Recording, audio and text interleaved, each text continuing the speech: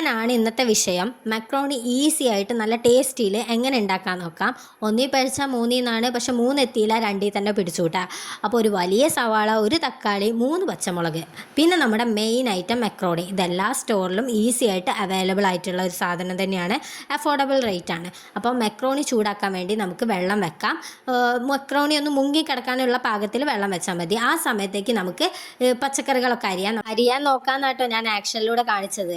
അപ്പോൾ ഇതാ നമ്മുടെ സവാള അരിയാൻ വേണ്ടി പോവുകയാണ്. ചെറിയ കഷ്ണങ്ങളായിട്ട് വേണം സവാള, അതുപോലെ തന്നെ പച്ചമുളക്, തക്കാളിയൊക്കെ ചെറുതായി തന്നെ അരിയണം. അപ്പോൾ ഇതാ നമ്മുടെ വെള്ളം തിളച്ച് വരുന്നുണ്ട്. അപ്പോൾ മക്രോണി അതിലേക്ക് ഇട്ട് കൊടുക്കുന്നുണ്ട്. പിന്നെ നമ്മൾ ഈ മക്രോണി ഏത് പാത്രത്തിൽ വേവിച്ചാലും ഇത് അടിയിൽ ഇങ്ങനെ നന്നായിട്ട് ഒട്ടി കിടക്കുന്ന പോലെ ഉണ്ട്.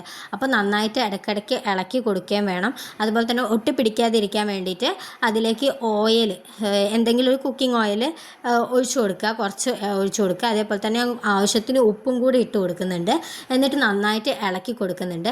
അപ്പോഴേക്ക് ഞാൻ ഇതാ കുനുകുന അരിഞ്ഞു വെച്ചിട്ടുള്ള നമ്മുടെ സവാള, തക്കാളി, പച്ചമുളക്, അതേപോലെ തന്നെ വെളുത്തുള്ളിയും ഇഞ്ചിയും കൂടെ അരിഞ്ഞു കൊടുക്കുന്നുണ്ട് കേട്ടോ. മക്രോണീൻ്റെ മസാല റെഡിയാക്കാനുള്ള പാൻ വെക്കുക. എന്നിട്ട് അതിൽ വെളിച്ചെണ്ണ ഒഴിച്ചു കൊടുക്കുക. എന്നിട്ട് ആദ്യം വെളുത്തുള്ളി അതുപോലെ തന്നെ ഇഞ്ചി ഇട്ട് കൊടുക്കുക.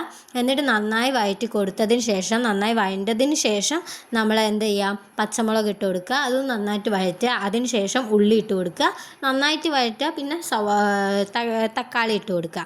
ഇങ്ങനെ നന്നായി തന്നെ വഴറ്റി എടുക്കണം. നന്നായി വഴണം, എന്നാലേ നല്ല ടേസ്റ്റ് ഉണ്ടാവുള്ളൂ. അപ്പോൾ നല്ല രീതിയിൽ നമ്മൾ സമയം എടുത്ത് തന്നെ വഴറ്റി കൊടുക്കുക കേട്ടോ. അങ്ങനെ കുക്കിംഗ് ചെയ്യുമ്പോഴാണ് ഇതാ ഈ ഒരു സൗണ്ട് കേൾക്കുന്നത്. പിന്നെ ഇതാ ആ സൗണ്ടിൻ്റെ ഓണറും കൂടെ എടുത്തിട്ടുണ്ട്. കുട്ടി എണീറ്റു. അപ്പോൾ ഇനി ഇവളെ കൂടെ കുക്കിംഗ് ചെയ്യാൻ പറ്റുള്ളൂ. ഏതുവരെ കുക്കിംഗ് ചെയ്യാൻ പറ്റും, എങ്ങനെ കുക്കിംഗ് ചെയ്യാൻ പറ്റുമെന്നൊന്നും അപ്പോൾ ആ സമയത്ത് ഒരു ഐഡിയ ഇല്ല. കാരണം ഇവൾ സഹകരിക്കുമോ എന്നൊന്നും ഒരു പിടുത്തവും ഉണ്ടായിരുന്നില്ല.